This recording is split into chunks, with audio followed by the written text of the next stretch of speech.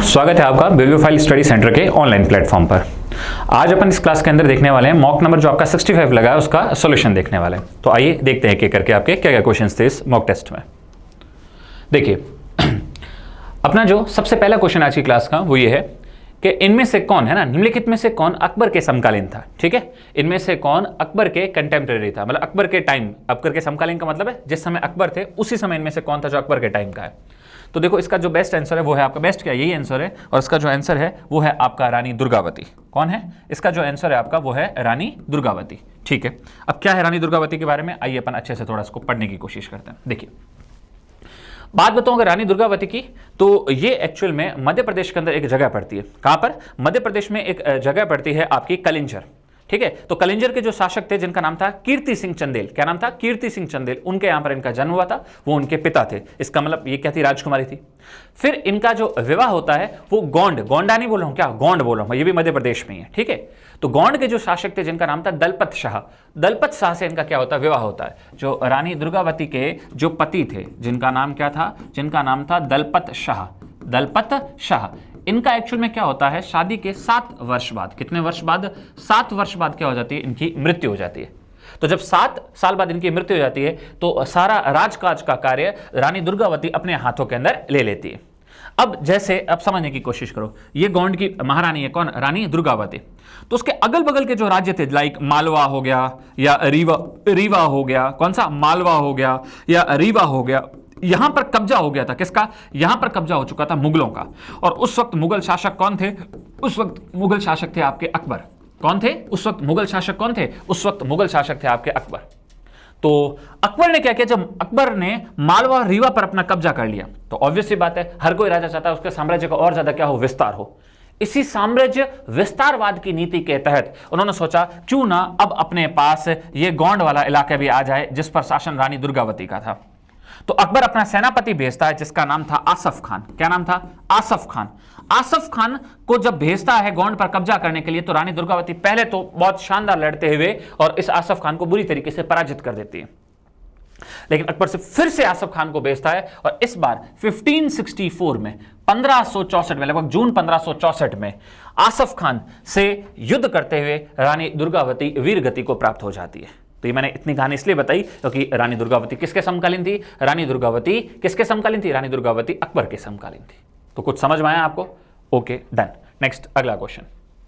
अगले क्वेश्चन की अगर अपन बात करें, अगला है इनमें से किस व्यक्ति ने बहुविवाह नामक पुस्तक लिखी है? कौन सी? बहुविवाह, जिसको इंग्लिश में अपन बोलते हैं पॉलीगैमी। इंग्लिश में आप क्या बोल सकते हो? इंग्लिश में बोलते हैं बहुविवाह को इंग्लिश में क्या बोलते हैं? पॉलीगैमी, और एकल विवाह को इंग्लिश में क्या बोलते हैं? मोनोगैमी।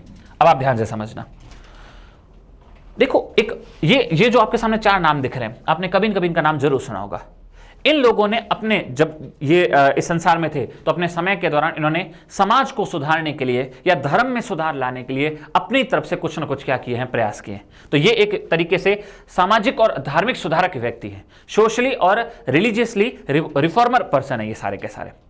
उसमें से अगर मैं बात बताऊं आप लोगों को ईश्वर चंद्र विद्यासागर की, बहुत ही फेमस व्यक्ति है ईश्वर चंद्र विद्यासागर। ईश्वर चंद्र विद्यासागर की अगर मैं आपको बात बताऊं तो इन्होंने अपना जीवन, आपको पता है सबसे ज्यादा किन चीजों में लगाया? इन्होंने इस चीज पे अपना जीवन सबसे ज्यादा लगाया कि जो लड़कियां जिनका विवाह हो जाता है और विवाह के तुरंत बाद अगर उनके पति की मृत्यु हो जाती है तो वो क्या होती है? विधवा होती है। और इवन आज सोचो, आज भी अपने समाज के अंदर जो लड़की विडो हो जाती है, विधवा हो जाती है, तो उसकी फिर से शादी करने में बहुत ही क्या होती है? मुश्किलें आती है, फिर से शादी करते ही नहीं है, पूरा जीवन वो वैसे ही नर्क की जिंदगी जीती है।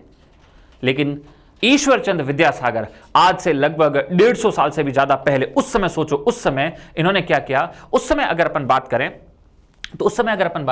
तो उस टाइम इन्होंने अपना पूरा जीवन खपा दिया किसके ऊपर? कि जो बेचारी लड़कियां विधवा हो जाती है उनके पुनर्विवाह पर, कि उनका भी पुनर्विवाह होना चाहिए, ऐसी समाज में सुधारक चीजें आनी चाहिए, इस चीज पर उन्होंने अपना जीवन खपा दिया। और न केवल जीवन खपाया बल्कि यह प्रयास उनका सार्थक भी होता है। कैसे? ये बात वो अपने अंग्रेजों तक पहुंचाते हैं क्योंकि उस समय हमारे पर राज अंग्रेजों का था और अंग्रेज बाकायदा इस चीज को लेकर एक कानून बनाते हैं, विधवा पुनर्विवाह अधिनियम 1856। याद रखना, कभी एग्जाम में ये क्वेश्चन बहुत बार आता है कि विधवा है ना पुनर्विवाह जो अधिनियम विधवा पुनर्विवाह अधिनियम, जिस साल कानून बनता उसका वही नाम पड़ता 1856।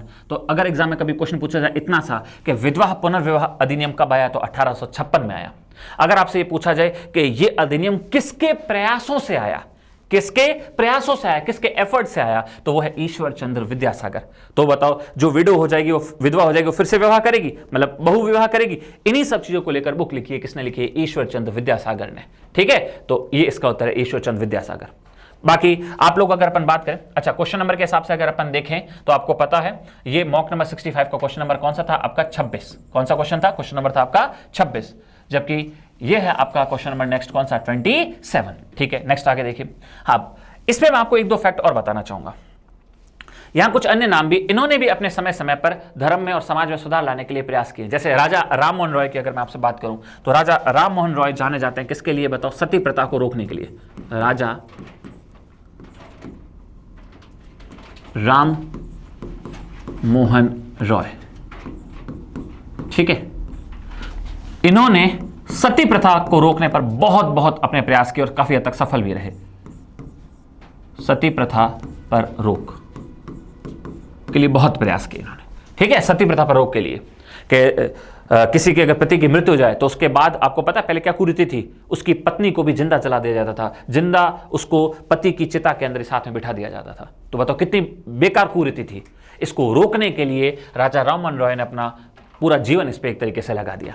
हालांकि एक फैक्ट और बता देता हूं मैं आपको, राजा राम मोहन रॉय कोई इनके राजा नहीं थे। अरे बहुत अच्छा एग्जाम में क्वेश्चन बहुत बार पूछा गया है। क्या पूछा गया कि राजा राम मोहन रॉय को तो राजा की केवल उपाधि दी गई थी, उपाधि दी किसने थी? तो मैं आपको एक छोटी सी कहानी बता देता हूं इसके बारे में। एक्चुअल में क्या है, राजा राम मोहन रॉय बहुत ही एक पढ़े लिखे और बहुत ही अच्छे व्यक्ति थे। धीरे धीरे समाज में इनकी अच्छी वैल्यू बन रही थी और अंग्रेजी जो गवर्नमेंट थी उस वक्त, ईस्ट इंडिया कंपनी की हुकूमत थी, उनमें भी इनके अच्छे संबंध हो रहे थे और इनको अच्छा व्यक्ति के रूप में जाना जाता था।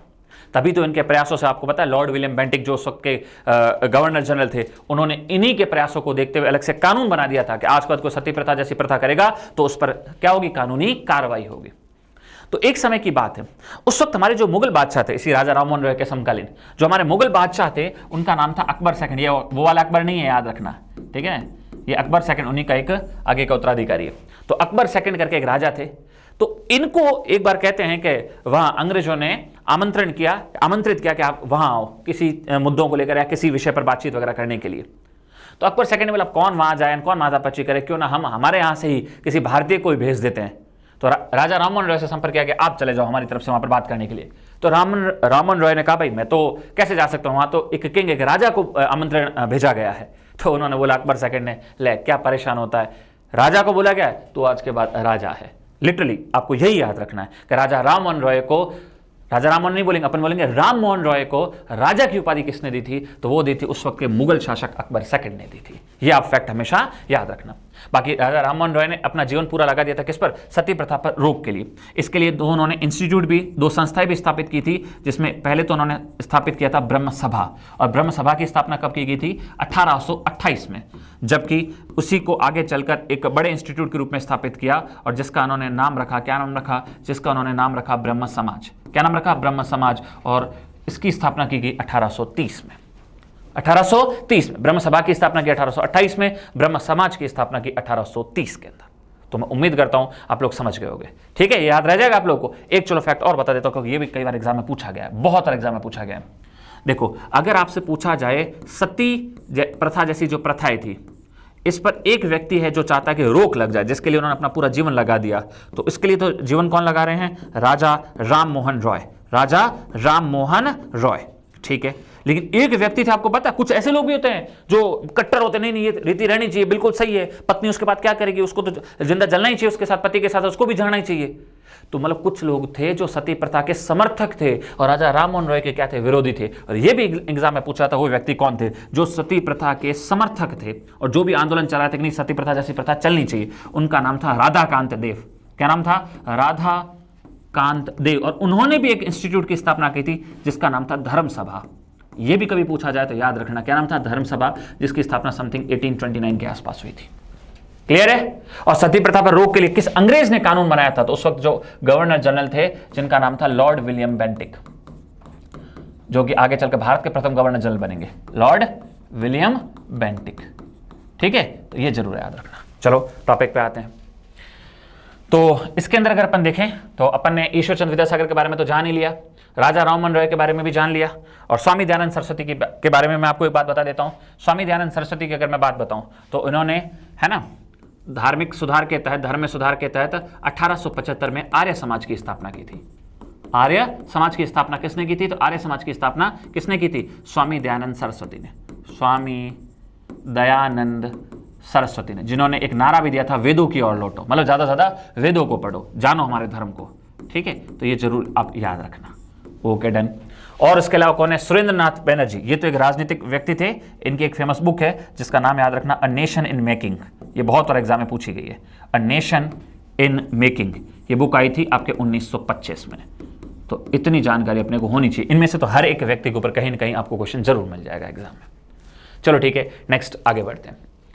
इसके बाद अगर अपन चलें, अगला जो क्वेश्चन नंबर अपना कौन सा है? क्वेश्चन नंबर है 28। 28 क्या है? जरा ध्यान से सुनो। इनमें से किस प्रधानमंत्री ने क्रिप्स मिशन भारत में भेजा था? आओ पहले दो बातें कर लेते हैं क्रिप्स मिशन के बारे में। देखो मैं आपको बात बताता हूं। अपने को पता है 1939 से लेकर 49 तक सेकेंड वर्ल्ड वॉर चल रहा था, है ना। सेकेंड वर्ल्ड वॉर चल रहा था, द्वितीय विश्व युद्ध चल रहा था।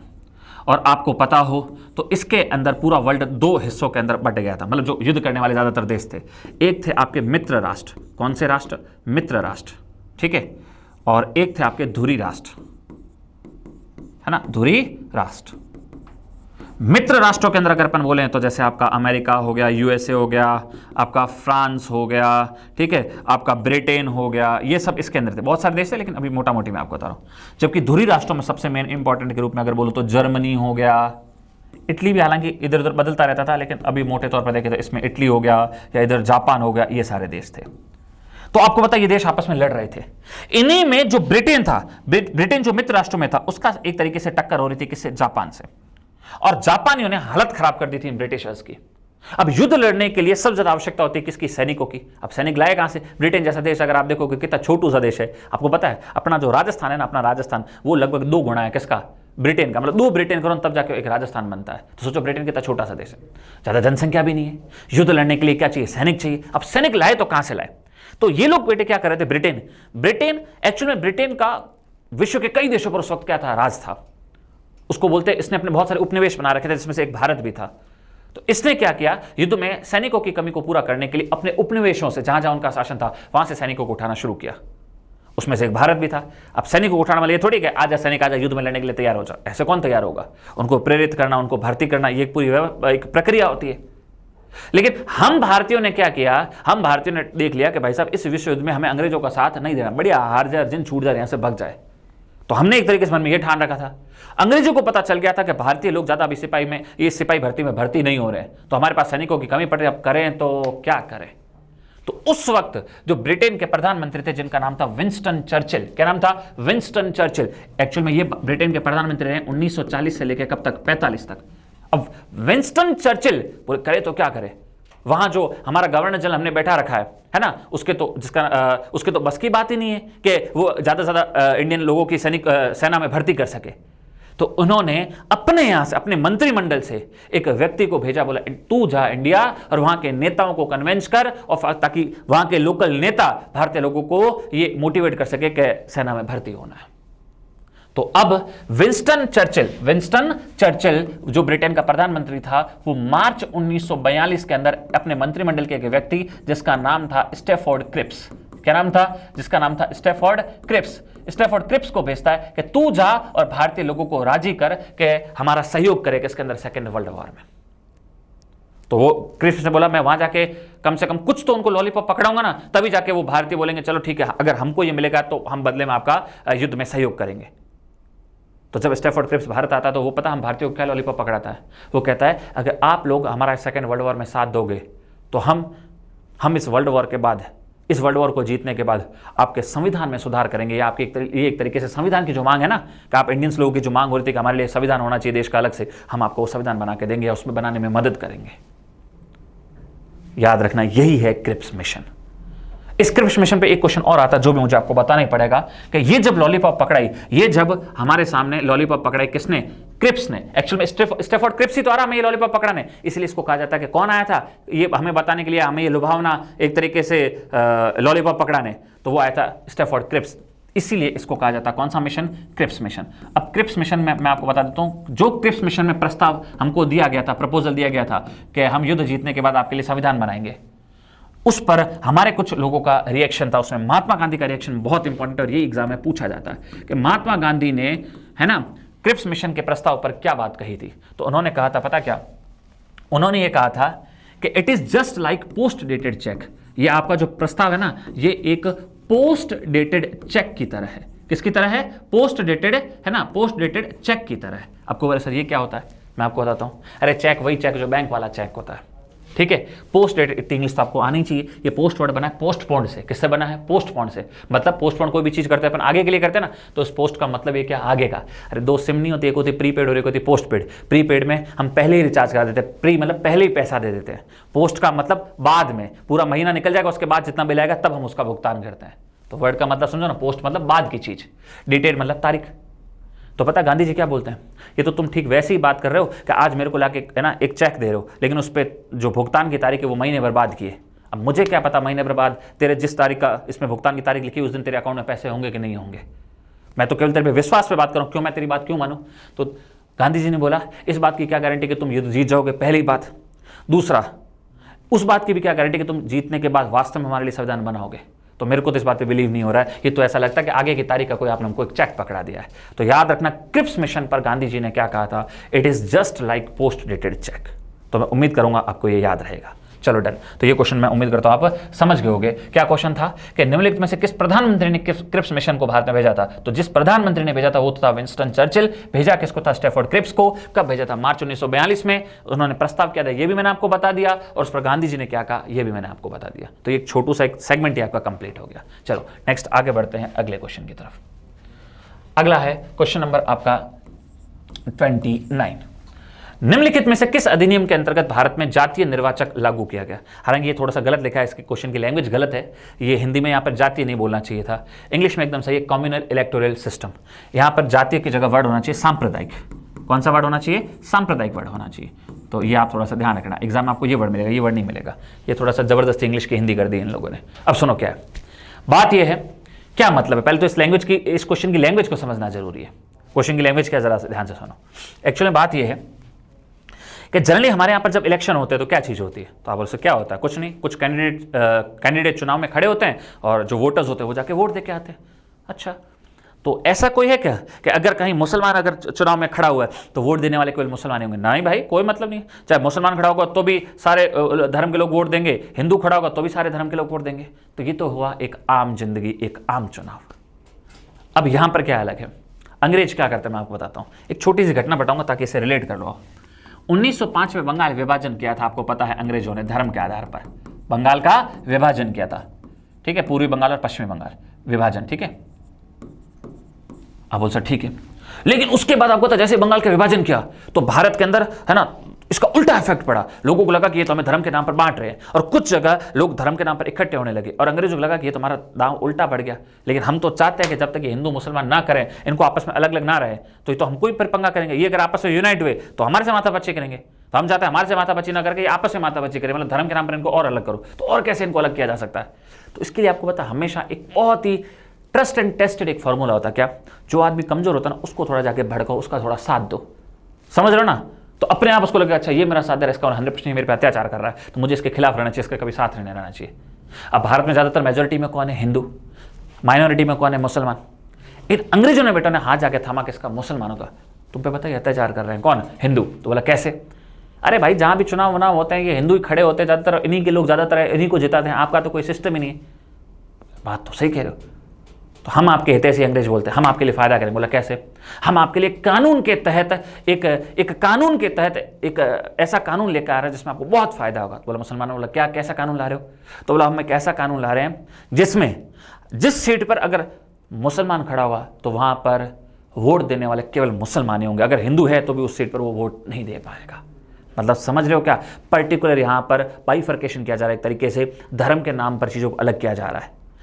चुनाव की वो पद्धति जिसमें जिस पर्टिकुलर धर्म का बंदा कैंडिडेट खड़ा होता है केवल उसी धर्म के लोग वोट दे, चुनाव के इस तरीके को ही कहा जाता है सांप्रदायिक निर्वाचन प्रणाली। क्या कहा जाता है? सांप्रदायिक निर्वाचन प्रणाली। तो चूंकि यह व्यवस्था एक धर्म के लिए की गई थी, इसलिए इसको जातीय निर्वाचन प्रणाली नहीं बोलेंगे, इसको क्या बोलेंगे? सांप्रदायिक निर्वाचन प्रणाली। इंग्लिश में बोलते हैं कम्युनल इलेक्टोरल सिस्टम। तो एग्जाम में यह क्वेश्चन आ सकता है कि कम्युनल इलेक्टोरल सिस्टम जिस कानून के तहत, आपको पता है जिस साल कानून आता है उसका नाम वही पड़ जाता है। तो पहली बात तो भारत में कम्युनल इलेक्टोरल सिस्टम से रिलेटेड जो कानून आया था वो कब आया था? 1909 में। 1909 में एक्चुअली 1909 में भारत में बहुत सारे कानून आए थे, तो उसको कंबाइंडली अपन कहते हैं, क्या कहते हैं? भारत परिषद अधिनियम 1909, जिसमें से एक ये भी कानून था सांप्रदायिक निर्वाचन प्रणाली। तो एग्जाम में पता है क्या क्वेश्चन आ सकता है? एग्जाम में क्वेश्चन ये आ सकता है कि सांप्रदायिक निर्वाचन प्रणाली जो भारत में शुरू की गई थी वो किस अधिनियम के तहत शुरू की गई? तो भारत परिषद अधिनियम 1909 के तहत शुरू की गई थी। एक दूसरा, सांप्रदायिक निर्वाचन प्रणाली भारत में जब शुरू की गई थी तो किस धर्म के लिए शुरू की गई थी? सीधा सीधा उत्तर बोल देना, मुसलमानों के। किसके लिए? मुसलमानों के लिए। किसके लिए? मुसलमानों के लिए। हालांकि उसके बाद देखो क्या होता था, अंग्रेजों ने बेटों ने पूरा कोई संविधान तो हमारे लिए पर्टिकुलर बना के दिया नहीं था, ये तो समय समय पर आवश्यकता पड़ने पर कानून बना के भारत में भेजते थे। तो मैं आपको बता देता हूं, पता है 1900 के बाद अगर बड़े बड़े फेमस कानून बोलो तो एक तो 1909 में बहुत बड़ा कानून बनाकर अंग्रेजों ने भेजा था, उसके बाद 1919 में बनाकर कानून बनाकर भेजा था, और उसके बाद 1935 में कानून बनाकर भेजा था। ये 3 बड़े कानून हैं। कभी पॉलिटी वाले टीचर आपको पढ़ाएंगे, लेकिन अभी आप ध्यान से सुनो। तो ये 3 कानून बड़े ही फेमस हैं। तो इन तीनों कानूनों में अगर आपसे पूछा जाए सांप्रदायिक निर्वाचन प्रणाली की शुरुआत भारत में किस कानून के तहत हुई थी, तो वो कानून था आपका भारत परिषद अधिनियम 1909। शुरुआत तो इसके तहत हुई थी जो केवल मुसलमानों के लिए हुई थी, लेकिन अंग्रेज बेटे बहुत चालाक थे। उसके बाद जब 1919 का कानून आया था तो उन्होंने इसका विस्तार किया। अब ये व्यवस्था उन्होंने सिखों के लिए भी लागू की, ईसाइयों के लिए भी लागू की, बस हिंदू को छोड़कर बाकी और भी छोटे छोटे धर्मों के लिए उन्होंने व्यवस्था लागू कर दी।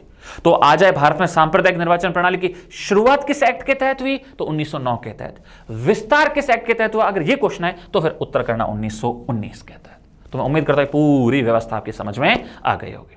चलो आगे बढ़ते हैं, नेक्स्ट क्वेश्चन। अगला है आपका क्वेश्चन नंबर 30। अगला है क्वेश्चन नंबर आपका 30। चलो देखते हैं क्या क्या कहानी नहीं है। यहां पर बात हो रही है कि इसमें आपने अगर पॉलिटी में पढ़ा हो तो अपन पॉलिटी में अनुसूचियां पढ़ते हैं। कितनी अनुसूचियां आज की तारीख में? 12। देखो एक वर्ड होता है मूल संविधान, ओरिजिनल कॉन्स्टिट्यूशन। एक वर्ड होता है आपका मूल संविधान, बोले तो ओरिजिनल कॉन्स्टिट्यूशन। इसका मतलब है कि जिस दिन हमारा संविधान लागू हुआ था, कब? 26 जनवरी 1950 को। उस वक्त हमारे संविधान में जो जो भी चीजें थी मैं बोलूंगा वो हमारा मूल संविधान है। तो उस संविधान में आपको पता क्या था? उस संविधान में जो अनुसूचियां थी वो उस संविधान में पता कितनी अनुसूचियां थी? 8। लेकिन आज की तारीख में बोले तो हमारे संविधान में कितनी अनुसूचियां? क्या 8 या नहीं? अब आज की तारीख में हमारे संविधान में अनुसूचियां हैं 12, जिसको इंग्लिश में बोलते हैं schedules. There are 12 schedules in our constitution. कितनी? 12 अनुसूचियां। हाँ भाई 12 है। तो इसका मतलब बाकी 4 को जोड़ा है। क्या एक साथ 4 को जोड़ा? नहीं, एक एक करके अलग अलग टुकड़ों में कभी न कभी जोड़ा है। और जोड़ने के लिए, हटाने के लिए संविधान में क्या करना पड़ता है? संशोधन। क्या करना पड़ता है? संशोधन। इसलिए आप जिंदगी में कभी भी पढ़ोगे ना, 9वीं अनुसूची, 10वीं, 11वीं और 12वीं, 100% नीचे लिखा होगा इसको इस संविधान संशोधन के तहत इस वर्ष में जोड़ा गया। लेकिन आपने अपनी जिंदगी में कभी नहीं पढ़ा होगा कि पहली अनुसूची या दूसरी या तीसरी के पीछे कहीं लिखा हुआ होगा इसको इस संविधान संशोधन के तहत जोड़ा गया। समझ में आ रहा है ऐसा क्यों? अरे जोड़ा कहां से जाएगा? 8 तो हमारे मूल संविधान के अंदर ही थी। क्या मेरी बात आ रही समझ में? अब उसमें फिलहाल मैं अभी सारी अनुसूचियां तो आपको इसमें पढ़ाने सारा टाइम लगेगा, तो मैं शॉर्ट एंड स्वीट में आपको बता देता हूं। शुरू की 6 अनुसूचियां मैं आपको शॉर्ट में आपको बता देता हूं। एक आप स्पेलिंग याद रख सकते हो मुझे लगता है, और आपको याद होगी भी, स्पोर्ट्स। याद रह जाएगी आपको। इस स्पोर्ट्स की स्पेलिंग में 6 लेटर है। कितने लेटर है बताओ? इस स्पोर्ट्स की स्पेलिंग में 6 लेटर है। ये तो बच्चे को स्पेलिंग याद होगी। अब इसमें आप शॉर्ट में भी फिलहाल बता देते हो याद करने का तरीका। हमारी पहली अनुसूची का नाम है संघ व राज्य क्षेत्र। बोलो क्या नाम है? एस से संघ व राज्य क्षेत्र, India union and it's territory. क्या मतलब है? मतलब हमारा जो इंडिया है जिसमें आज हम देखते हैं 28 राज्य और 8 केंद्र शासित प्रदेश है, तो उसका वर्णन है एक तरीके से पहली अनुसूची में। अगला पी फॉर पेमेंट। बोलो पी फॉर पेमेंट। जितने भी हमारे संवैधानिक पद है उनको कितनी कितनी पेमेंट मिलेगी, उनका जिक्र है किसमें? दूसरी अनुसूची के अंदर। पेमेंट, जैसे राष्ट्रपति का वेतन कितना होता है? 5 लाख। उपराष्ट्रपति का वेतन कितना होता है आपका? 4 लाख। समझ रहे हो क्या? तो ये जो वेतन का जो उल्लेख है वो एक्चुअल में कर रखा है किसका? संवैधानिक पदों के वेतन का उल्लेख कर रखा है किसमें? दूसरी अनुसूची में। संवैधानिक पदों का वेतन, ये नहीं कि आप बोलोगे सर टीचर की सैलरी कितनी, उसका भी इसमें जिक्र है? नहीं, संवैधानिक पदों के वेतन की बात हो रही। तीसरा ओ आता है, ओ बोले तो ओथ। ओ बोले तो ओथ, ओथ आपको इतनी इंग्लिश आती है तो ओथ का मतलब क्या होता है? शपथ। जितने भी संवैधानिक पद है उनको किस प्रारूप में किस तरीके से शपथ दिलाई जाएगी उसका जिक्र है तीसरी अनुसूची में। जबकि आर, आर मतलब राज्य, यहाँ आर का मतलब राज्य, और राज्य से बोलना राज्यसभा, राज्य से क्या बोलोगे? राज्यसभा। राज्यसभा में सीटों का आवंटन, बोलो क्या? राज्यसभा में सीटों का आवंटन, राज्यसभा में सीटों का आवंटन मतलब राज्यसभा में किस तरीके से किस किस हिसाब में किस किस संख्या में मेंबर जाएंगे उसका जिक्र कर रखा है चौथी अनुसूची में। और मैं बेसिक सा बता देता हूं, हमारे यहाँ पर जनसंख्या के आधार पर सीटों का आवंटन किया गया है। जैसे अब ऐसे तो क्षेत्रफल में राजस्थान सबसे बड़ा है, लेकिन हमारे यहाँ पर आपको पता है राजस्थान से केवल कितने 10 ही केवल राज्यसभा के सांसद जाते हैं, जबकि यूपी से पता कितने जाते हैं? 31 जाते हैं। यूपी वैसे तो हमसे छोटा है ना, हाँ वैसे छोटा, लेकिन जनसंख्या हमसे बहुत बड़ा है, बहुत ही बड़ा। यूपी की जनसंख्या लगभग 21-22 करोड़ के आसपास है, जबकि राजस्थान की जनसंख्या मात्र कितनी है? लगभग 7 करोड़ के आसपास है। मतलब 2011 का जो आंकड़ा, अब तो बहुत बढ़ गई होगी। ठीक है, तो इतना आप याद रखना। तो चौथी अनुसूची में राज्यसभा में सीटों का आवंटन। जो पांचवी अनुसूची जिसके लिए अपन ये क्वेश्चन पढ़ रहे हैं, जो पांचवी अनुसूची है जिसके लिए अपन ये क्वेश्चन पढ़ रहे हैं, टी। अब ये फोकस करना है इस टी पे, इस टी पे आप फोकस करना। टी पे आपको यहां से याद रखना T T T T S T, T T से बस ये फोकस करना। टी टी क्या है? एस टी, एस टी और एस सी, एस टी और एस सी जो अनुसूचित जाति और जनजाति के लोग हैं, उस पर खास करके भारत के वो राज्य जहां पर ज्यादा अनुसूचित जाति या जनजाति के लोग पाए जाते हैं, या भारत के वो राज्य जिसके जिन इलाकों में ज्यादातर एससी और एसटी के लोग हैं, वहां पर कैसे प्रशासन चलेगा या किस तरह की उन लोगों को अलग से रियायतें वगैरह दी जाएगी, इस चीज का जिक्र है पांचवी अनुसूची में। और यही क्वेश्चन हमसे पूछा गया था, यही क्वेश्चन हमसे पूछा गया था कि भारतीय संविधान की वह सूची के मतलब अनुसूची लिखना चाहिए एक्चुअल में, है ना। इंग्लिश में तो लिखा हुआ स्केड्यूल, सूची सही वर्ड नहीं, अनुसूची वर्ड होता है ना। तो भारतीय संविधान की वह अनुसूची जिसके अंतर्गत कई राज्यों में अनुसूचित क्षेत्रों की विशेष प्रावधानों के अंतर्गत प्रशासित और नियंत्रित किया जाता है। कौन सा क्षेत्र? अनुसूचित क्षेत्र। अनुसूचित क्षेत्र मतलब जहां पर एससी और एसटी कैटेगरी के लोग रहते हैं। तो बताओ कौन सी अनुसूची होगी? अगर आपसे ये पूछा जाए तो आप बोलोगे सही अनुसूची होगी आपकी कौन सी? ये होगी आपकी कौन सी? ये होगी आपकी पांचवी अनुसूची। तो मैं उम्मीद करता हूं इसमें 1% भी आपको दिक्कत होनी नहीं चाहिए। क्लियर है क्या? डन है? तो ये आपकी अनुसूची हो जाएगी। कौन सी अनुसूची हो जाएगी? ये आपकी अनुसूची हो जाएगी, आपकी पांचवी अनुसूची हो जाएगी। चलो ठीक है, अब मुझे लगता नहीं इसमें आपको 1% भी कोई दिक्कत होनी चाहिए।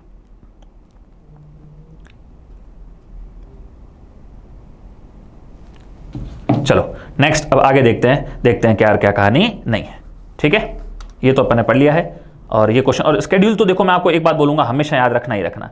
जो अनुसूचियां हैं ये तो याद रखना ही रखना। कोई सा भी वनडे एग्जाम हो, इसके अंदर इस टाइप के क्वेश्चन आते हैं, मतलब आते ही आते हैं। स्केड्यूल से तो हर बार क्वेश्चन आते ही आते हैं। ठीक है, देखो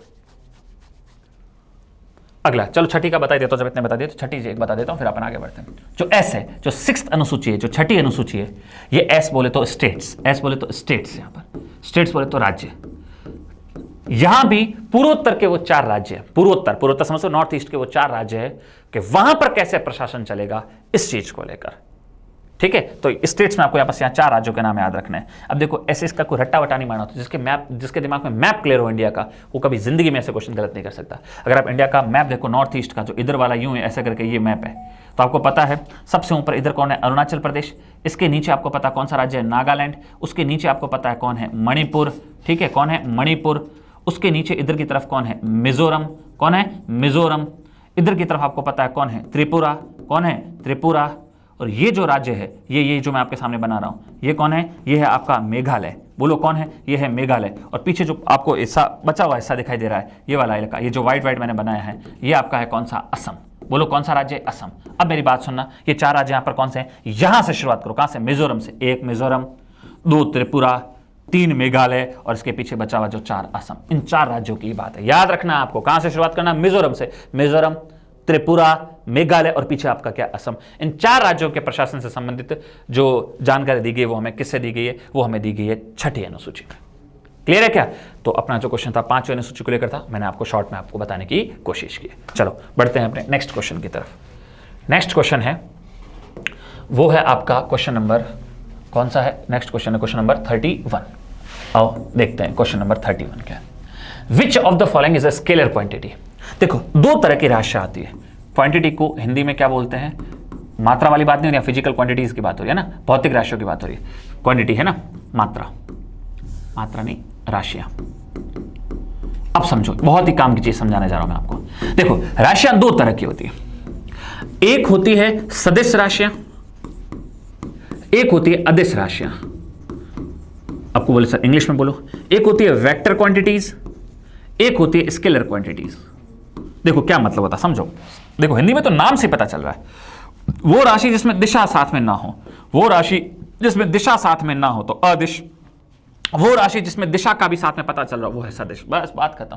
देखो समझो, एक वर्ड होता है फिजिक्स में, एक वर्ड होता है, जैसे मैंने आपके सामने लिखा 5, जैसे मैंने आपके सामने लिखा 3, ये क्या है? ये एक न्यूमेरिकल वैल्यू है, और न्यूमेरिकल वैल्यू को साइंस की दुनिया में कहा जाता है मैग्नीट्यूड। बोलो क्या कहा जाता है? मैग्नीट्यूड। हिंदी में शुद्ध रूप से जब आप हिंदी में साइंस पढ़ते हैं उसको बोलते हैं परिमाण, परिणाम नहीं, परिमाण।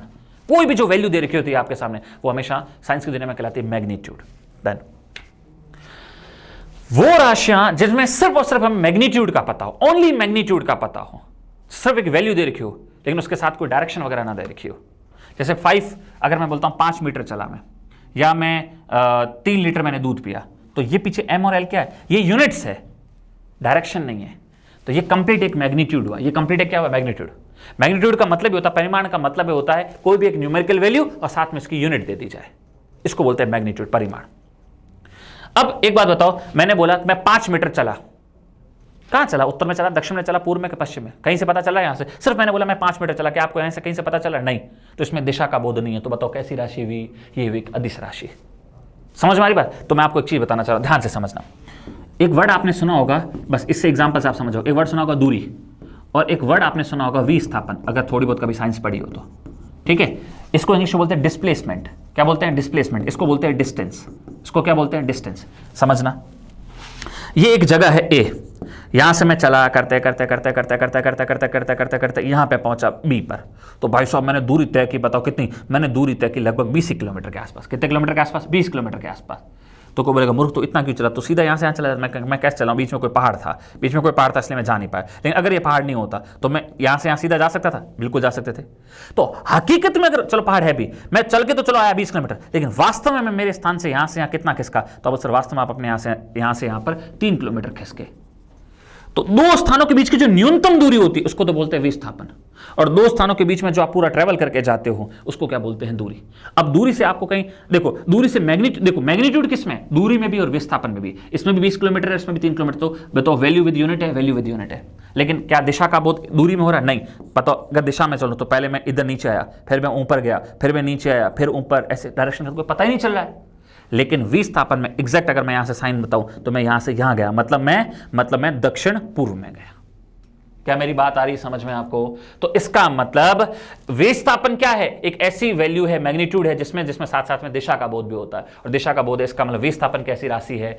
सदिश राशि है, बोले तो वेक्टर क्वांटिटी है। जबकि दूरी कैसी राशि है? अदिश राशि है। क्लियर है? इसका आप डिफरेंशिएशन करना तो समझ गए हो कि है ना, आपकी सदिश राशियां कौन सी होती है और अदिश राशियां कौन सी होती है। ठीक है, क्लियर है क्या? तो उन्हीं में से जब आप इनको पढ़ते हो तो जो आपका इलेक्ट्रोस्टैटिक पोटेंशियल होता है, क्या होता है? इलेक्ट्रोस्टैटिक पोटेंशियल होता है, ये आपका एक अदिश राशि। इनमें से ये पूछा इनमें से कौन सी अदिश राशि है, तो बाकी सब में तो अपने को दिशा का पता चलता है। जैसे मैं आपको बताता हूं वेग, इसका मैं एक छोटा सा एग्जांपल बताता हूं आपको। वेग क्या है? इसका उत्तर वेग नहीं है, इसका उत्तर ये है, लेकिन मैं आपको बताता हूं वेग क्या होता है। देखो समझो, देखो मैंने बोला कि मैं 3 किलोमीटर पर आवर की स्पीड से गया, 3 किलोमीटर पर आवर की स्पीड से गया। कहां गया? कौन सी डायरेक्शन में गया? नहीं पता चला ना। तो बस जब आप सिर्फ चाहते हो किसी चीज से तो उसको तो बोलते हैं स्पीड। तो स्पीड में क्या है? मैग्नीट्यूड तो है लेकिन डायरेक्शन नहीं है। लेकिन मैंने बोला मैं 3 किलोमीटर पर आवर की स्पीड से उत्तर में गया, इसी को बोलते हैं वेग। इसी को इंग्लिश में क्या बोलते हैं? वेलोसिटी। अगर मैंने बोला 3 किलोमीटर पर आवर की स्पीड से मैं कहां गया? नॉर्थ में गया, तो फिर अब ये स्पीड नहीं होगी। जब स्पीड के साथ में अगर डायरेक्शन मिल जाए तब वो सब स्पीड नहीं कहलाती, तब उसको बोलते हैं वेलोसिटी। क्या बोलते हैं उसको बोलते हैं वेलोसिटी। हिंदी में इसको बोलते हैं वेग, और स्पीड को हिंदी में क्या बोलते हैं? गति। तो अब बताओ गति क्या है? गति में सिर्फ मैग्नीट्यूड है और साथ में कुछ भी नहीं दे रखा है, दिशा नहीं दे रखी। इसका मतलब गति कैसी? अदिश राशि है। जबकि वेग में डायरेक्शन भी दे रखी, इसका मतलब सदिश राशि है। तो इसमें तो हमने क्या पूछा? हमको तो पूछा अदिश राशि बताओ, जबकि वेलोसिटी कैसी राशि है बताओ? वेलोसिटी साथ में डायरेक्शन भी होती है, स्पीड प्लस डायरेक्शन होता है। दैट्स व्हाई ये कैसी राशि है? दैट्स व्हाई ये आपकी एक वेक्टर क्वांटिटी, जबकि हमको स्केलर क्वांटिटी ढूंढनी थी। तो इनमें से स्केलर सिर्फ एक यही है, कौन है? स्थिर वैद्युत विभव, इलेक्ट्रोस्टैटिक पोटेंशियल। आपको बोलेगा भाई साहब हमको तो यही नहीं पता इलेक्ट्रोस्टैटिक पोटेंशियल क्या होता है। पहले तो थोड़ा सा इसको समझाओ एक बार। तो देखो अगर मैं आपसे बात करूं इलेक्ट्रोस्टैटिक पोटेंशियल की,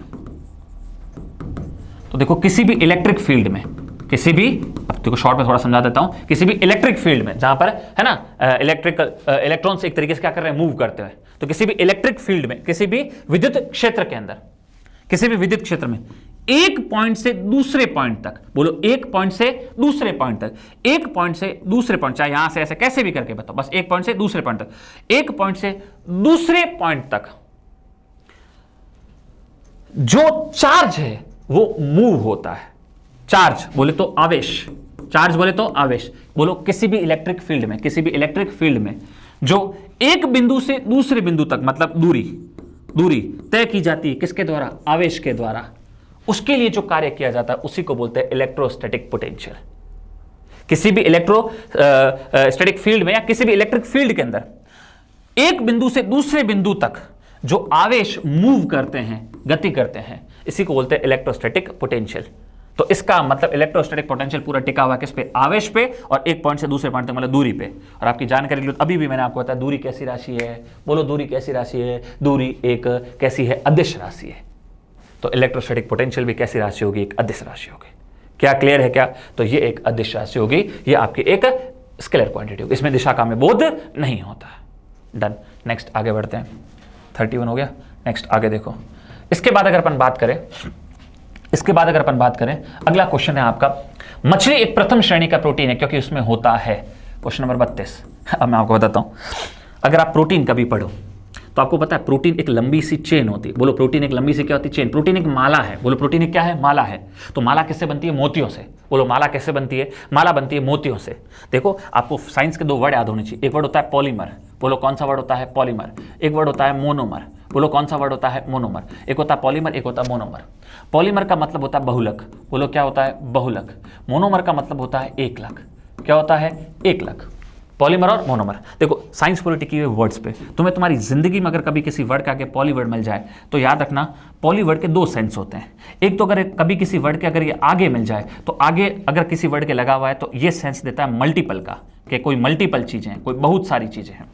और यही अगर पॉलीवर्ड किसी के पीछे मिल जाए तो फिर ये पॉलीवर्ड सेंस देता है कंट्रोल का। बोलो किसका सेंस देता है, कंट्रोल, बोले तो नियंत्रण का। जैसे मैं तुम्हें बताता हूँ, अगर आपने कभी इकोनॉमिक्स पढ़ी हो तो इकोनॉमिक्स में एक मार्केट होता है ना, मोनोपॉली मार्केट। मोनो पीछे क्या वर्ड लगा, पॉली। मोनो मतलब एक, पॉली का मतलब यहाँ पर नियंत्रण है। ये नहीं कि मोनो मतलब एक, पॉली मतलब बहु, एक बहु। एक बहु क्या, मोनोपॉली मार्केट वो मार्केट जिसमें केवल किसी वस्तु को बेचने वाला केवल एक विक्रेता होता है। तो ऐसे मार्केट को क्या बोलते हैं, मोनोपॉली मार्केट बोलते हैं। तो बताओ जैसे ही पॉलीवर्ड पीछे मिला तो क्या मतलब हुआ, कंट्रोल का। लेकिन अगर यही पॉलीवर्ड कभी किसी वर्ड के आगे मिल जाए तो फिर ये सेंस देता है मल्टीपल का। जैसे मैं तुम्हें बताता हूँ, एक ऐसा व्यक्ति जिसने खूब सारी शादियां कर रखी हो, तो शादी को अपन इंग्लिश में क्या बोलते हैं, गैमी। और पॉली का मतलब क्या था, बहुत सारी। तो बताओ बहुविवाह को इंग्लिश में क्या बोला अपन ने, अभी भी जाना था, पॉलीगैमी।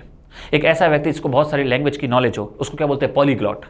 अरे समझ में आया क्या? एक ऐसा व्यक्ति जो एक ऐसे कॉलेज से डिग्री लेके आता है जहां पर तरह तरह की टेक्निकल चीज़ों की जानकारी दी जाती है, सिविल की, मैकेनिकल की, कंप्यूटर की, तो वो ऐसे कॉलेज को क्या बोलते हैं, पॉलीटेक्निकल कॉलेज। तो पॉली का मतलब ये होता है क्या, मल्टीपल। अब टॉपिक पे मैं क्या बताना चाह रहा हूँ आप लोगों को, अगर मैंने बोला मैंने एक माला बनाई है, तो माला अपने आप में कोई एक चीज़ है नहीं, माला अपने बहुत सी चीज़ों को मिलाकर बनाएगी, और वो बहुत सी चीज़ें क्या है, मोती है। तो माला अपने आप में बताओ बहुलक है कि एकलक है, बहुलक है क्योंकि इसमें बहुत सारी चीजें हैं। जबकि मोती अकेले को अगर मैं लूं तो मोती अकेला क्या है, मोनोमर है। तो याद रखना, मैं क्या चीज सिखाना चाह रहा हूं आपको। प्रोटीन आप समझो एक माला है, तो माला किससे बनती है, मोतियों से। तो प्रोटीन अगर एक माला है तो उसका मोती क्या है, तो उसका मोती होता है, उसको बोलते हैं एमिनो एसिड। एमिनो एसिड, इसका मतलब आप समझो प्रोटीन कुछ नहीं, एक लंबी सी चेन होती है किसकी, एमिनो एसिड की। जो प्रोटीन होती है वो लंबी सी चेन होती है किसकी, एमिनो एसिड की। तो एग्जाम में बच्चे ऐसा क्वेश्चन आता है कि जो प्रोटीन होता है वो पॉलीमर किसका पॉलीमर है, तो प्रोटीन एमिनो अम्लों का, एमिनो एसिड का क्या होता है, पॉलीमर होता है। एक बात। दूसरा, जब आप एमिनो एसिड पढ़ते हो तो मेनली 20 तरह के एमिनो एसिड होते हैं, जिसको पढ़ते वक्त हम दो कैटेगरी में बांटते हैं। कितनी कैटेगरी में बांटते हैं, दो कैटेगरी में, एक में 10 और एक में 10 रखते हैं। एनिमल्स में हम हमारी बात कर रहे हैं, जिसमें से 10 तो होते हैं आवश्यक अमीनो अम्ल, इंग्लिश में बोलते हैं एसेंशियल एमिनो एसिड, और 10 होते हैं अनावश्यक अमीनो अम्ल, नॉन एसेंशियल एमिनो एसिड। अब आप बोलो सर ये क्या मतलब होता है इसका, इसके लिए मेरे को छोटा सा एग्जांपल आपको देना ही पड़ेगा। दो लोग हैं, ठीक है, एक है ए और एक है बी। ए के घर में गाय है, बोलो ए के घर में क्या है, गाय है। बी के घर में कोई गाय नहीं है। तो ए के घर में गाय है तो उससे दूध से दही भी बनाता है, छाछ भी बनाता है, मक्खन भी बनाता है, आइसक्रीम बनाता है, सब कुछ बनाता है। जबकि बी के घर में गाय नहीं है तो उसको वही दूध दही छाछ लेने के लिए बगल में सरस की डायरी से सारा लाना पड़ता है। अब मेरी बात ध्यान से समझना, सरस की डायरी में जितना भी प्रोडक्ट रखा हुआ है, दूध दही है ना, घी छाछ, वो ए के लिए आवश्यक है अनावश्यक, आप बोल सर ए के लिए अनावश्यक है, उसको लाने की जरूरत नहीं, उसके घर पे गाय है, उसके घर में ही सारी चीज़ें बनती है। जबकि बी के लिए वो सारी डायरी में रखी हुई चीज़ें क्या है, आवश्यक है। अब मैं क्या समझाना चाह रहा हूँ, कुछ ऐसे एमिनो एसिड होते हैं जो हमारे शरीर में ही अंदर बनते हैं, हमें बाहर से कहीं लेने की आवश्यकता नहीं है, तो बताओ वो हमारे लिए क्या होंगे, अनावश्यक। वो अमीनो एसिड जो हमारे शरीर में बनते हैं, हमें कहीं से बाहर लेने की जरूरत नहीं है, हमारे लिए वो क्या अनावश्यक। तो हमें आवश्यकता किसकी है? उन अमीनो एसिड की जो हमारे शरीर में नहीं बनते लेकिन हमारे शरीर की ग्रोथ के लिए वो हमको चाहिए। तो फिर हम किससे ले? हम लेते हैं पेड़ पौधों से। तो कुछ बात आई समझ में? आवश्यक और अनावश्यक अमीनो अम्लों का क्या मतलब होता है? आवश्यक अमीनो अम्ल वो अम्ल होते हैं, वो अमीनो अम्ल होते हैं जो हमें चाहिए लेकिन हमारे पास नहीं है, तो हम भोजन के माध्यम से पेड़ पौधों से प्राप्त करते हैं, या कोई मीट वगैरह खाकर किसी के शरीर से प्राप्त करते हैं, मछली वगैरह से प्राप्त करते हैं। लेकिन वो अमीनो एसिड जो हमारे शरीर के अंदर ही बनते हैं, हमें कहीं बाहर से लेने की जरूरत नहीं, वो होते हैं अनावश्यक। अब क्वेश्चन की लैंग्वेज ध्यान से समझना। क्वेश्चन की लैंग्वेज क्या करिए? मछली एक प्रथम श्रेणी का प्रोटीन है, क्योंकि उसमें होते हैं, अब बताओ, अच्छा बहुत बढ़िया क्वालिटी का प्रोटीन है। तो क्यों प्रोटीन होगा? क्योंकि उसके अंदर जो अमीनो एसिड हमको चाहिए ना वो हमको मिल जाएंगे, और जो अमीनो एसिड हमको चाहिए और हम बाहर से लेते हैं वो सारे के सारे कौन से अमीनो एसिड कहलाते हैं आपके सॉरी वो अमीनो एसिड कहलाते हैं आपके आवश्यक अमीनो अम्ल। तो इसका उत्तर क्या हो जाएगा? Essential amino acid. क्या डन है क्या? ठीक है, नेक्स्ट अगले क्वेश्चन में चलते हैं। क्वेश्चन नंबर आपका हो गया 33। क्वेश्चन क्या कह रहा है कि स्तंभ होता है, जो तना होता है वो क्या होता है? तो तने की अगर अपन बात करें, ठीक है, तने की अगर अपन बात करें इसके अंदर, अगर ये आपको एक सेकंड रुकिए, तने के बारे में अगर अपन बात करें, एक सेकंड रुकिए, क्वेश्चन आपको अच्छे से दिख जाए, अब दिख जाएगा मेरे हिसाब से, है ना। अब देखिए तना क्या होता है, तो तने के बारे में अगर अपन बात करें, समझो तने की एक खास बात होती है। क्या खास बात होती है पता है? वो उसी दिशा में, उसी डायरेक्शन की ओर ग्रो करेगा जिस डायरेक्शन से क्या आएगी बताओ? सनलाइट आएगी। क्या आएगी? सनलाइट आएगी। और आपको बता दूं, साइंस पूरी टिकी हुई वर्ड्स पे, बोलो किस पे टिकी हुई? वर्ड्स पे। सनलाइट या लाइट के लिए हम हमेशा वर्ड यूज करते हैं। क्या वर्ड यूज करते हैं? फोटो। इसीलिए लाइट में जो छोटे छोटे पार्टिकल्स को क्या बोलते हैं? Photon particles. ये कभी कभी बोलते हैं ना, स्माइल प्लीज, खींचो मैं तेरी फोटो। फोटो क्या है? आप क्या खींच रहे हो? लिटरली आप जो लाइट है उस इमेज को क्या कर रही है? कैप्चर कर रही है। तो लाइट के लिए साइंस हमेशा वर्ड यूज करती है, बताओ कौन सा वर्ड यूज करती है? फोटो वर्ड यूज करती है। क्या आपको याद रहेगा? आप बोल सकते बिल्कुल याद रहेगा। अब आप एक बात बताओ, तना हमेशा उस डायरेक्शन में क्या करेगा? ग्रोथ करेगा। ग्रोथ मतलब बढ़ेगा। किस डायरेक्शन में? जिस डायरेक्शन से लाइट आएगी। तो तने की क्या खास बात होती है? धनात्मक, मतलब बढ़ेगा। किस दिशा? जिस दिशा से उसको प्रकाश मिलेगा, प्रकाश अनुवर्ती। तो क्या उत्तर हो जाएगा? Positively phototropic. देखो एक एक वर्ड तोड़ के बताता हूं। ट्रोपो का मतलब होता है, याद रखना, बढ़ना। ट्रोपो का मतलब क्या होता है? बढ़ना। फोटो का मतलब क्या होता है? लाइट। और पॉजिटिवली मतलब पॉजिटिव डायरेक्शन में। देखो चीजें बढ़ सकती है, नेगेटिव में भी। देखो यहां से देखो, ये भी चीज क्या हुई? बढ़ी।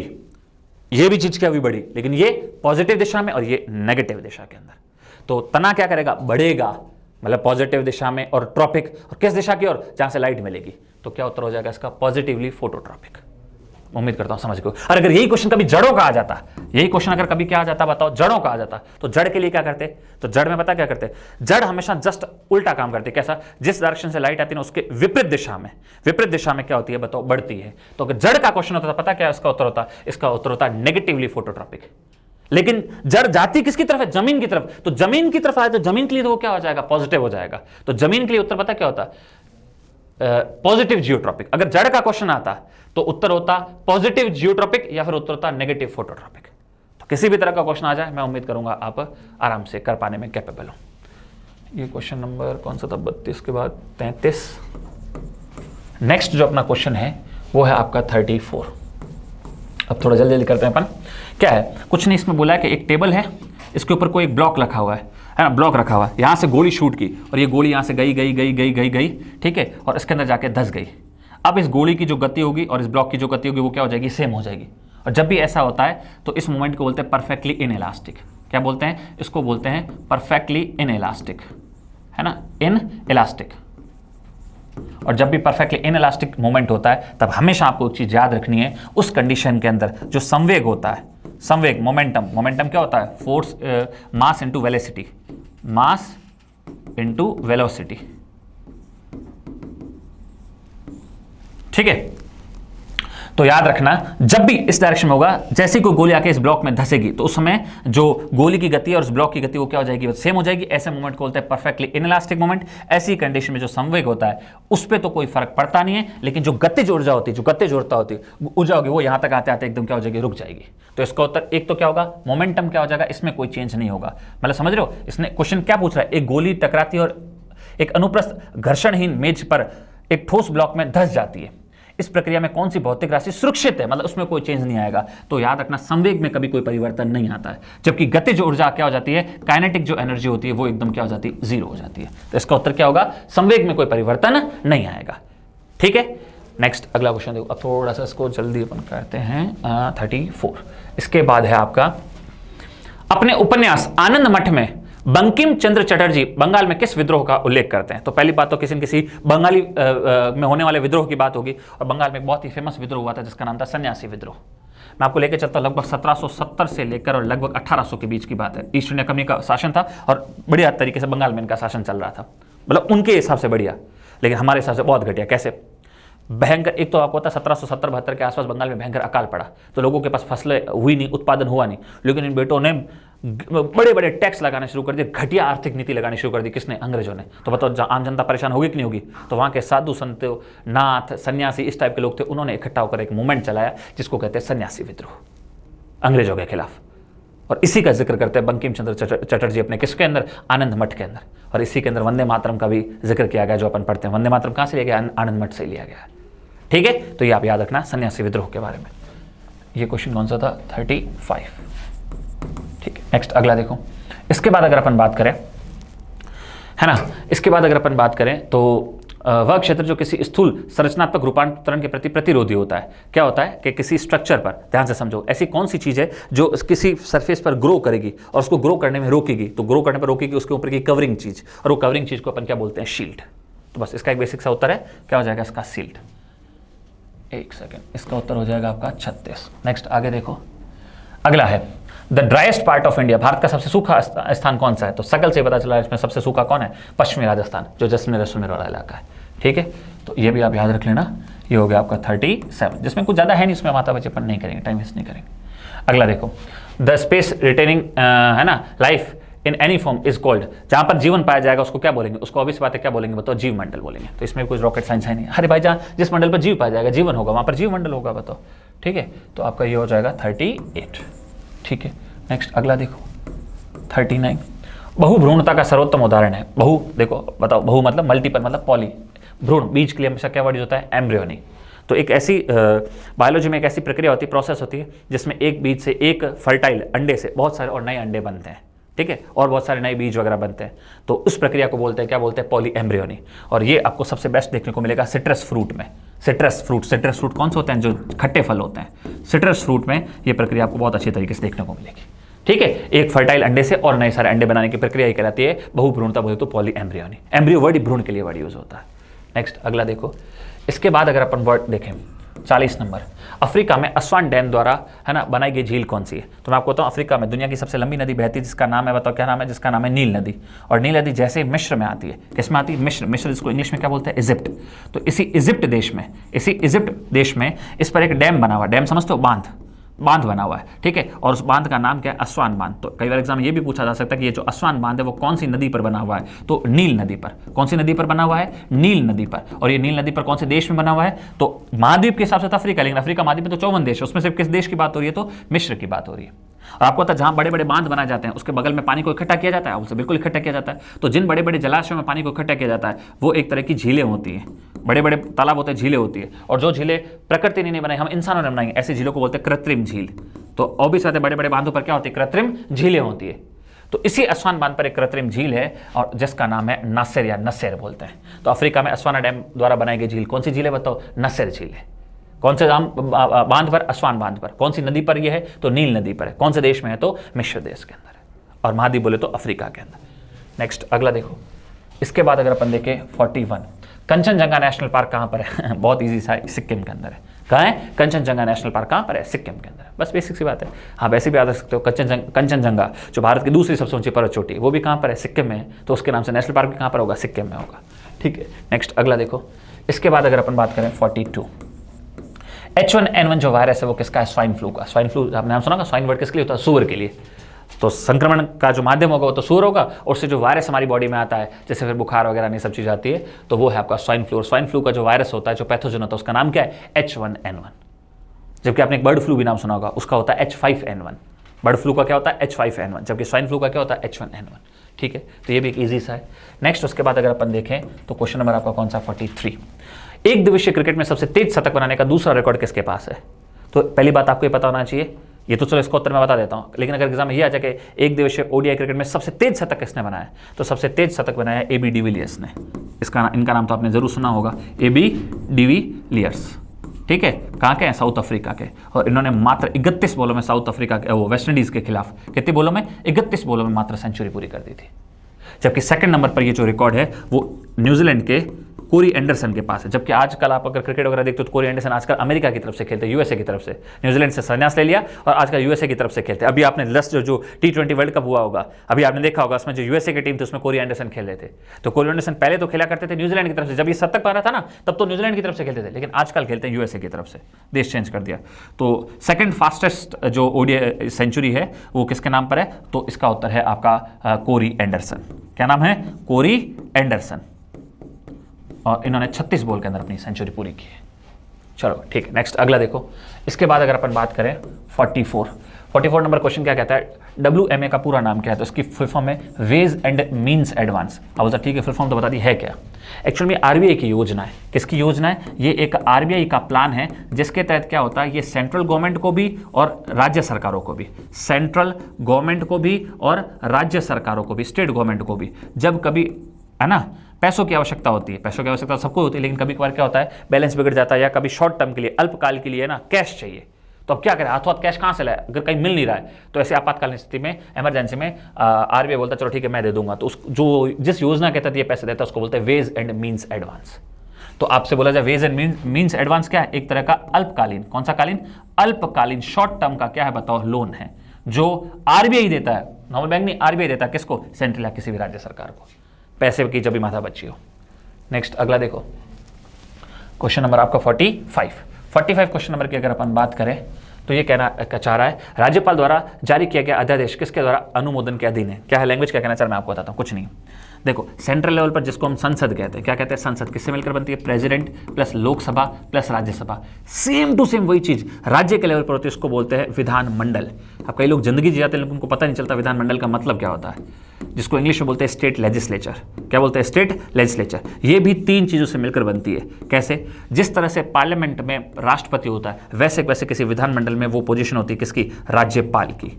जैसे संसद में लोकसभा होती है वैसे किसी राज्य की क्या होती है? विधानसभा होती है। बोलो क्या होती है? विधानसभा होती है। और जैसे हमारे सेंट्रल लेवल पर राज्यसभा होती है वैसे वैसे हर राज्य के अंदर जिनके पास हो उनका होता है एक सदन, जिसका बोलते हैं नाम होता है विधान परिषद।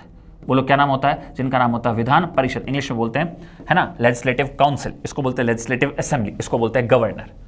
अब मेरी बात ध्यान समझना मैं क्या कहना चाह रहा हूं। देखो ये एक शॉर्ट में बता देता हूं। संसद में तो भाई साहब ये तीनों के तीनों होने जरूरी है, जबकि किसी राज्य के विधानमंडल, इन तीनों को कंबाइनली वन वर्ड के रूप में कहा जाता है विधानमंडल।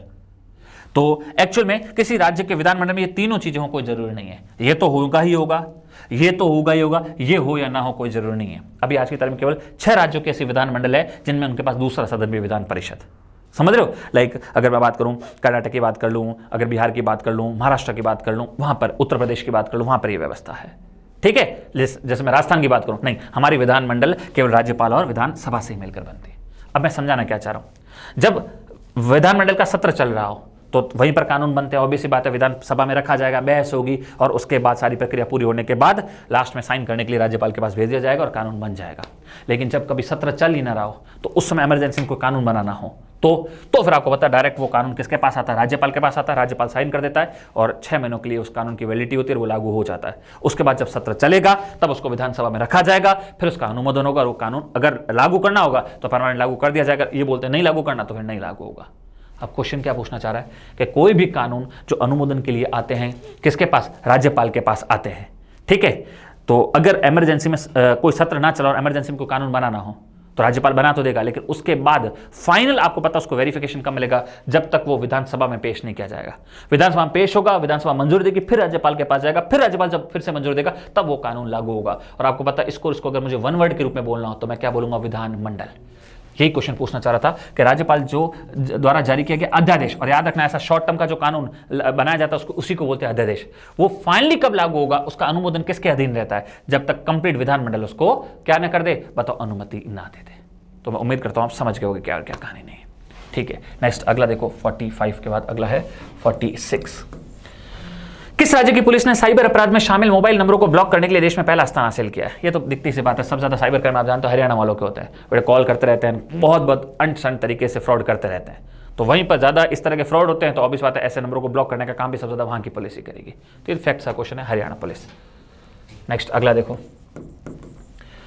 एजेटी जॉन सिंह, जिनका हाल ही में निधन हो गया। नाम से पता चल नहीं रहा होगा आपको कि सिंह भी लिखा हुआ है, जॉन भी लिखा हुआ है कौन, अंग्रेज है क्या भारत का है? तो ये मैं आपको बताता हूँ, ये भारत के तमिलनाडु के एक व्यक्ति है जिन्होंने अपना पूरा जीवन वन्य जीवों के संरक्षण और उस पर लगा दिया। एक बहुत ही फेमस इकोलॉजिस्ट है ये। तो अब बताओ, ये बोला जा रहा है जिनका भी हाल ही में अभी जून में इनका निधन हुआ है, तो बताओ वो क्या है? लेखक है, मूर्तिकार है, जीव वैज्ञानिक, सामाजिक कार्य करता है। तो बताओ क्या है? वो जीव विज्ञानी है, इकोलॉजिस्ट है। बस बात खत्म। नेक्स्ट अगला 48 की अगर मैं बात करूं तो 48 आपका क्या है? उस पॉलिसी का नाम बताइए जिसको हाल ही में एसबीआई ने, है ना, वापस ले लिया। तो ये है भी हाल ही में एसबीआई ने कुछ इसमें दिक्कतें थी, तो जिस वजह से इसको वापस ले लिया एसबीआई। इसमें नाम थोड़ा तरीके से लिखा, वेयर केयर नहीं है, इसमें वी केयर है, ये लिखते वक्त थोड़ा सा गलत लिख दिया, वेयर केयर कुछ नहीं होता। SBI we care deposit scheme है, SBI we care deposit scheme है, इसको भी हाल ही में वापस लिया गया। नेक्स्ट अगला देखो, फ्रेंच ओपन 2024 है ना, फ्रेंच ओपन जो 2000 आपका कौन सा बताओ? फ्रेंच ओपन 2024 है। इसका अगर आपसे पूछा जाए अभी हाल ही में सिंगल का जो टूर्नामेंट का जो हुआ था वो किसने जीता, अगर आपसे पूछा जाए तो ये जो फ्रेंच ओपन वाला है, ये अगर आपका पूछा जाए ये अभी किसने जीता है, तो ये आपका जीता है किसने? ईगा स्वीटेक ने। किसने जीता बताओ? 49 नंबर क्वेश्चन है और ये जीता है ईगा स्वीटेक ने। एक छोटा सा बता देता हूँ इसके बारे में क्या कहानी नहीं है। एक्चुअल में ये जो ऐसे टूर्नामेंट को बोलते हैं ग्रैंड स्लैम टूर्नामेंट, और ये 4 होते हैं। कहाँ होते हैं? साल का सबसे पहला होता है ऑस्ट्रेलियन ओपन।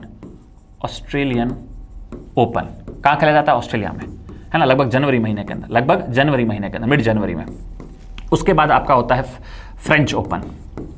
कौन सा होता है? फ्रेंच ओपन, ठीक है। ये खेला जाता है लगभग मिड मई में, मई महीने के समथिंग के आसपास है, ठीक है।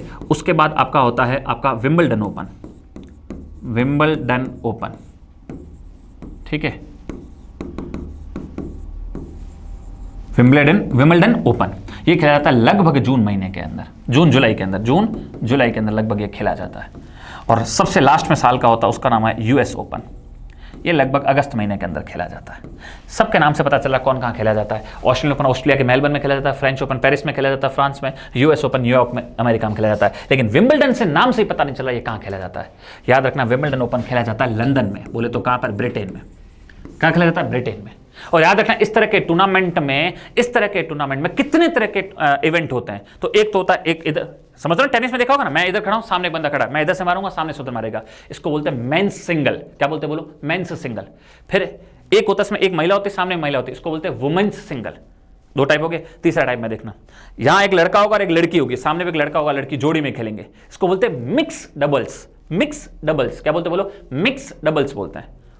ये तो हो गया 3, मेन सिंगल, वुमेन सिंगल, लेकिन मिक्स डबल। अब चौथा और पांचवा, यहां 2 लड़के, सामने भी 2 लड़के, मेंस डबल। यहां 2 लड़कियां, सामने भी 2 लड़कियां होंगे, फिर खेलेंगे, इसको बोलते हैं वुमेन्स डबल्स। तो बताओ कितने तरह के इवेंट होते हैं? 5 तरह के इवेंट। उसमें से हमको क्या पूछा है? उसमें हमको पूछा है कि अभी हाल ही में जो फ्रेंच ओपन 2024 का हुआ था, उसमें जो सिंगल मैन, महिला एकल, सिंगल है ना, महिला एकल का खिताब किसने जीता? तो वो जीता ईगा स्वीटेक ने जीता। किसने जीता? ईगा स्वीटेक ने जीता। ये आप थोड़ी सी जानकारी याद रखना। एक छोटा सा और बता देता हूं, ये जो मैदान है ये हार्ड कोर्ट होता है। कैसा होता है? हार्ड कोर्ट होता है। शुरुआती हार्ड कोर्ट, खत्म भी हार्ड कोर्ट। इनका जो मैदान होता है, कोर्ट कैसा होता है? हार्ड कोर्ट होता है, समझ रहे हो। जबकि जो फ्रेंच ओपन होता है, यहां पर लाल बजरी होती है। क्या होती है? रेड क्ले होती है। तो लाल बजरी का मैदान किसको बोलते हैं? फ्रेंच ओपन को बोलते हैं। जबकि जो विंबलडन ओपन होता है, ये ग्रीन कोर्ट होता है, हरा कोर्ट होता है, ठीक है, ग्रीन कोर्ट होता है। तो ये भी अगर कभी पूछ लिया जाए तो याद जरूर रख लेना। Ramoji Rao passed away recently, हाल ही में पास मतलब निधन हो गया है। तो उनका संबंध अगर आपसे पूछा जाए, है ना, किसका? रामोजी राव का अगर आपको संबंध पूछा जाए, बताओ कि रामोजी राव का संबंध किससे था? तो वो एक साउथ के अंदर एक बहुत बड़ा टीवी नेटवर्क चलता है, इसका नाम है ईटीवी नेटवर्क, और उसके हेड थे। तो किसके हेड थे बताओ? ईटीवी नेटवर्क के थे। क्लियर है? तो बस यही है। तो मैं उम्मीद करता हूं आप लोगों को चीज़ें समझ में आएगी और ये मॉक टेस्ट आपको, इसके क्वेश्चंस के सॉल्यूशन आपको अच्छे से मिले होंगे और आपने चीज़ें सीखी होगी। बाकी अपन मिलते हैं नेक्स्ट मॉक टेस्ट के सॉल्यूशन में। Thank you so much.